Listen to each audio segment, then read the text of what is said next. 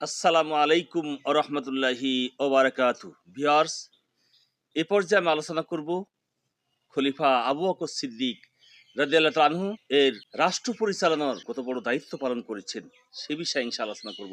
পল্লীতে আজ মহা খুশির দিন, সবার মনে আনন্দ। আজ যেন ঈদ উৎসব, আজ যেন নববর্ষের আনন্দ। ছেলে বুড়ো সবাই আনন্দে আত্মহারা। মিষ্টি বিতরণ হচ্ছে ঘরে ঘরে, সাজ সাজ রব চারিদিকে। হই হুল্লা করছে কচি কিশোর ছেলেমেয়েরা। ঘরে বাইরে রাস্তাঘাটে যেন আনন্দের জোয়ার এসেছে। কিন্তু একটি ছোট্ট মেয়ে বসে বসে কাঁদছে।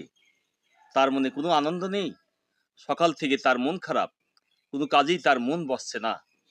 খড়ের বকরিগুলো সেই সন্ধ্যা থেকে বাধা।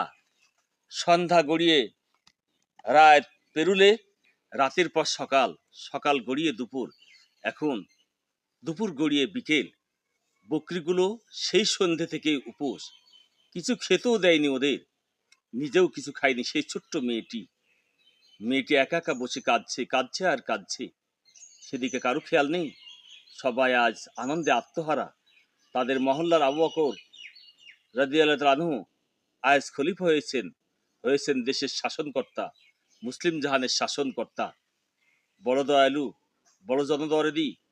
গরিব দুঃখীর জন্য গরিব দুঃখীর জন্য তার প্রাণ কাঁদে। মানুষের সেবায় কাটিয়ে দেন দিন রাত। সর্বস্ব বিলিয়ে দেন দুঃখী মানুষের সুখের জন্য, শান্তির জন্য, সমৃদ্ধির জন্য। যার যেরকম সাহায্যের দরকার তাকে সেরকম সাহায্য করেন। ঘরে যখন খাবার থাকে তখন অভুক্তকে দেন খাবার। যখন ধন সম্পদ থাকে তখন দরিদ্রকে দেন ধন সম্পদ। যখন টাকা পয়সা থাকে তখন দেন টাকা পয়সা, আর যখন কিছুই থাকে না তখন দেন কাজ করে। এরকম লোক খলিফা হলে, এরকম লোক দেশের শাসক হলে কি না খুশি হয়।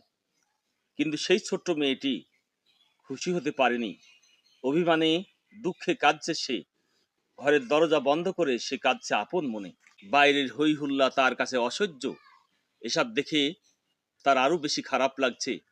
তার ইচ্ছে হচ্ছে সে যেন আরো জোরে করে কাঁদে, চিৎকার করে গলা ফাটিয়ে কাঁদে। হযরত আবু বকর রাদিয়াল্লাহু তাআলা আনহু খলিফা হয়েছেন, এ তার জন্য বড় দুঃখের, বড় কষ্টের, এ বড় অলক্ষণের সংবাদ।